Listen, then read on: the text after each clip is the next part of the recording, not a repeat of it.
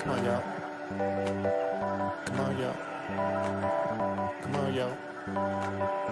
It's land. Yeah, but isn't this the unplugged version? I don't know. I think it's the unplugged version. Paulie, let's go. That's better. Gotta go.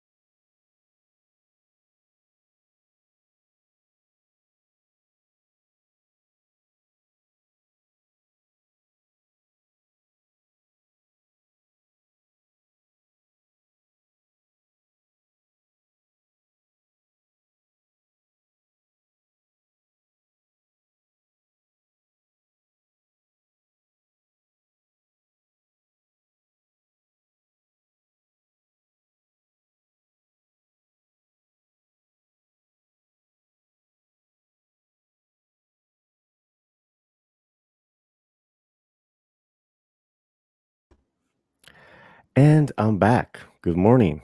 Let me know if you can hear me. And let me bring up this image here. I believe I figured it out. I'm on a,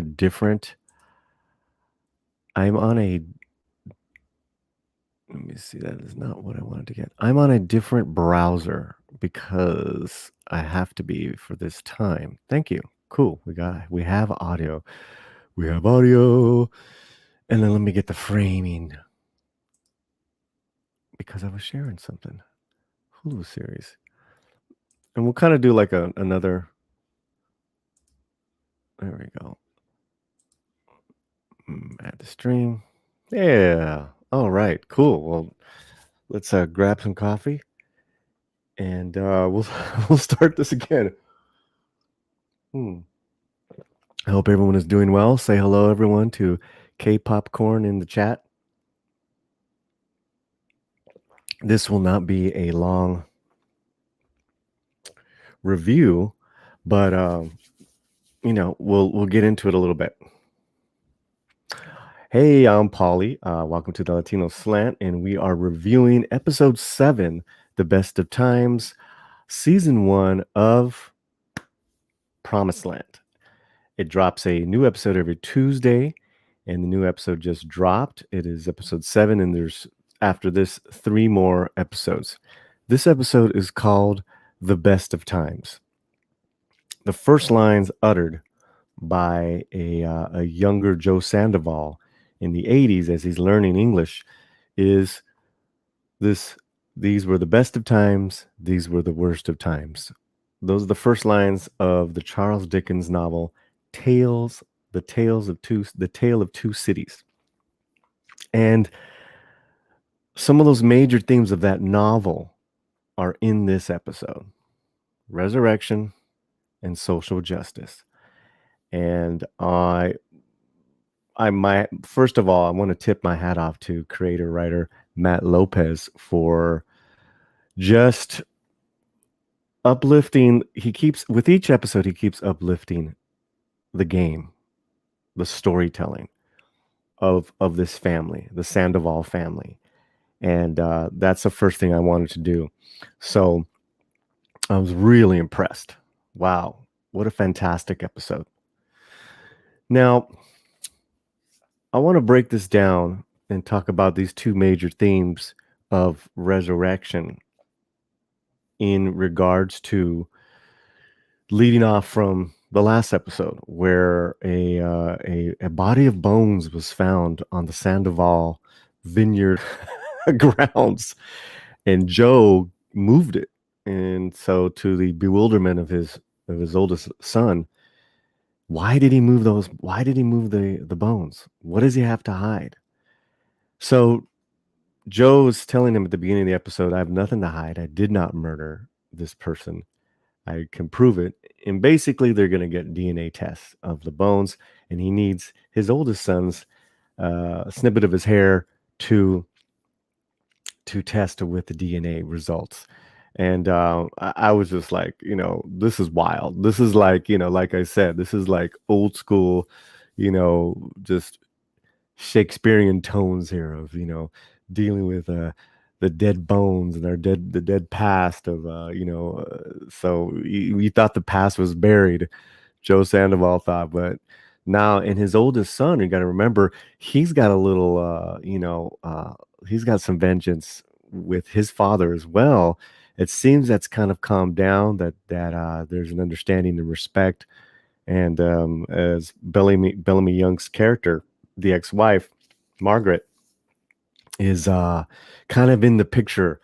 So that idea of resurrection is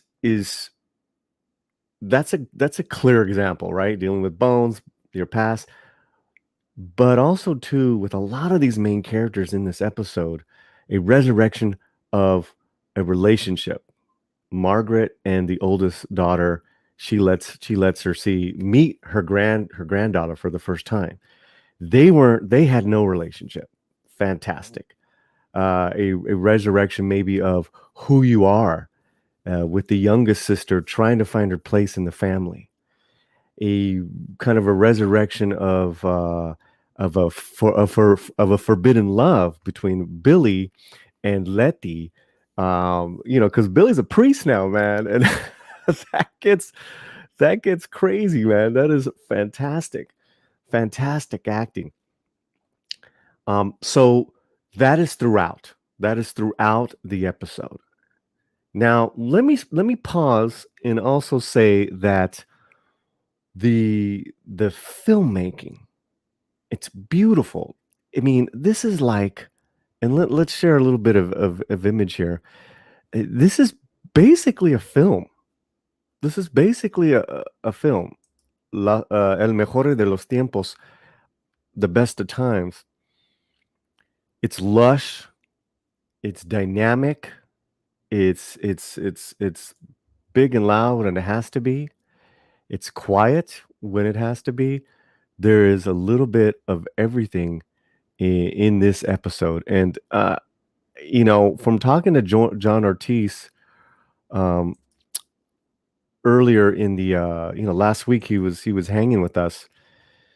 He's saying buckle up because it's gonna get pretty pretty epic by season's end, and that's just 3 episodes away, and it's already just killing it on a visual scale. So the scale of this is fantastic. The writing, the characters. Now there's two timelines, and if you're catching up with this show, there's two timelines going on with the same family. Okay? The timeline of the 80s of this younger versions of the current timeline, the current characters, the older characters with their children, the Sandoval family.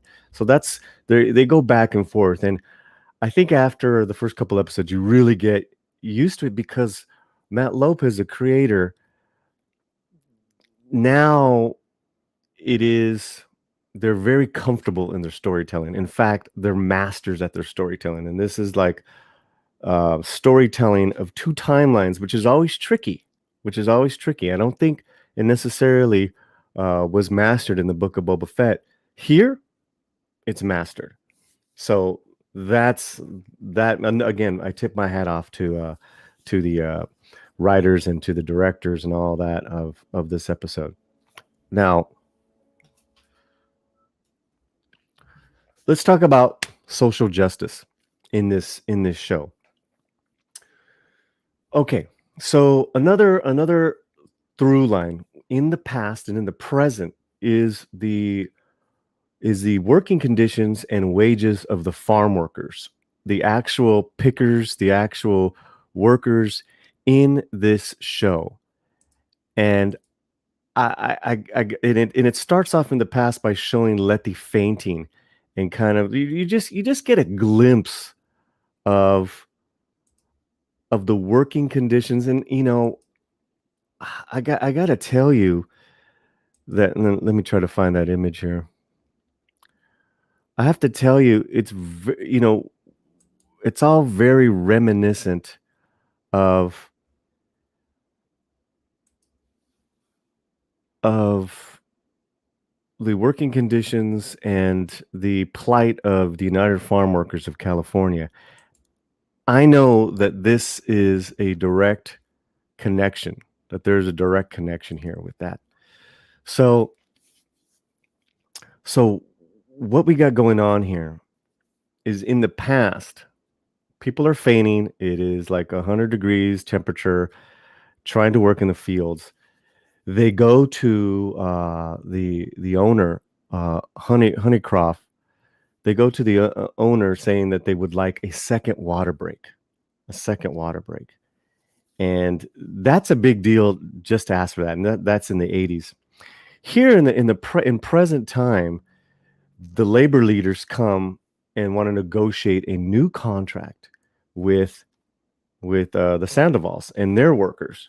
They're basically saying, you're paying people in your wine tasting room, basically your in-house kind of like out of the field employees, more than your farm workers. So you really get to see where every character stands on that. Some are more practical, like Joe's always practical. Like there's only so much he can do, to have a successful business. And in the past, the Honeycroft, he's kind of more of your old school, like, kind of like, time is money, and you should be lucky you're working, that type of deal.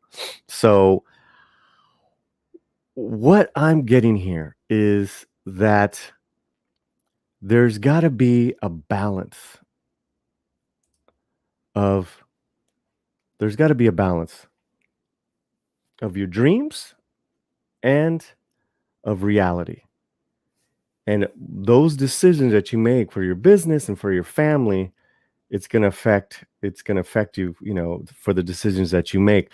I really appreciate Matt Lopez touching upon the plight of the farm workers, because I truly believe that the farm workers, their working conditions, we want to say since the 20s, since the 30s, has always been in dispute. So this was a great theme, and again, it's the same thing in Tale of the Two Cities, which I really appreciate Matt Lopez taking us on that journey, connecting us to Dickens and his call for social justice. And what was really this week, I saw a post from the United Farm Workers of a woman, current day farm worker, working in 80 some odd degree temperature. And it just says, she's never stopped working during this time. Here's your working conditions, give her some love. And then I get to see this episode and I was like, man, that's a nice timely reminder that how grateful we need to be to the people that feed us. So there's that going on, right? There's that going on, and it's everything's very well balanced. Nothing is hit over your head. There is no ham fisting here. This is epic storytelling. Now, so the oldest daughter is in charge of those negotiations. And she invites, I don't know why she invited the union organizer to a party, that their wine tasting party that they were going to have for a younger audience of tastemakers. But he basically humiliates publicly the family, saying, how much is it for this, for this party? At least $200K. You could have used that $200K for to raise a modest wage for your people. He really went for the low blow there, and she didn't appreciate it at all. And that was this whole montage here, this whole party scene montage. What they do really well in every episode is they'll have a scene or a party where all the family shows up and all their conflicts, everything that they're going through, it's like it all intersects, and you're just like, whoa, this is badass. It all intersects. Now, Letty, by Cecilia Suarez, really her best episode yet. She's got some great lines going on. She's got some great scenery. She still has passion, again, dreamer, and then reality. Reality is Joe. That's who her day-to-day, love is. But her passion is Billy. But Billy now, and has been, a priest. So there's something there. And and Billy back then was the dreamer. And it's fantastic. I got to tell you, it's fantastic. So they have a wonderful storyline. Billy's trying to reconnect with his son, but because of this intense attraction, at the end of this episode, he decides to skip town, and that he can't. It's just too much of a temptation. So, again, I want to temper this by saying that this is a well-balanced drama, from sexiness to action to straight up great acting to a little bit of soap opera-ish type of situations, and then a little bit of touching on subjects of modern subjects within the family. And let me give you an example. This is a good example. The young daughter, she's trying to find her way in the family, in the world. She comes to the dad, Joe Sandoval, early on in the episode, and she's like, "Look, here's a magazine. Here's a story on the top Latinx families doing wine. We're not even in this. Why?" And the dad says, Joe Sandoval, right? He says, "First of all, I don't know what Latinx is, and I don't know what this magazine is." I love it because that's how Joe would react. That's fantastic. Now, the youngest sister is working on this event and also there's like a little fire burning between her and the lady that she hires. So that'll be interesting. And this is Joe right here getting the DNA results. That's John Ortiz. Man, he's such a boss. He's really owning this role of the lead patriarch of this family, and I absolutely love it. Now there's a plot reveal, a big twist reveal at the end of this, and I don't want to ruin it for you guys. But let's just talk about uh, the sister and this new potential fling who she had hired for the party, but now this woman wants to take her out, and there's a little bit of chemistry right there that I was like, okay, all right. So again, and she's trying to find her way in the family, like I've said before, and every actor is just really on point. So that is my overall review of this episode. It's called The Best of Times. You can catch it on Hulu. A new episode drops every Tuesday. We're going to do a live watch party next week, and I'm going to try to get one of the actors to be with us as a treat, because there's two actors who have been on the slant who are in this. And that is my review. I hope you enjoy it.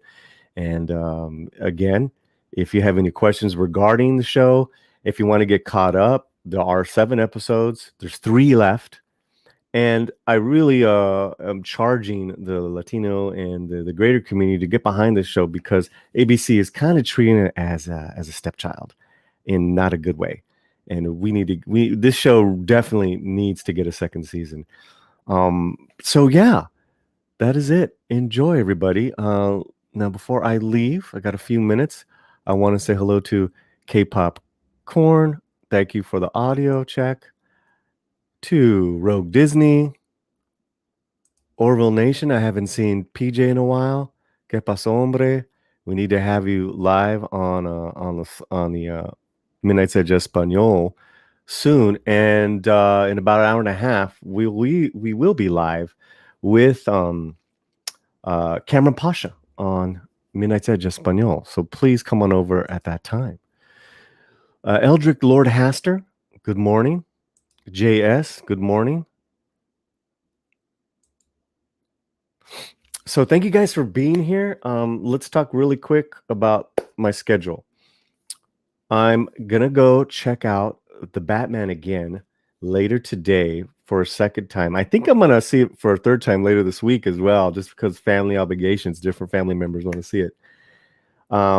This morning, like I said, Cameron Pasha live.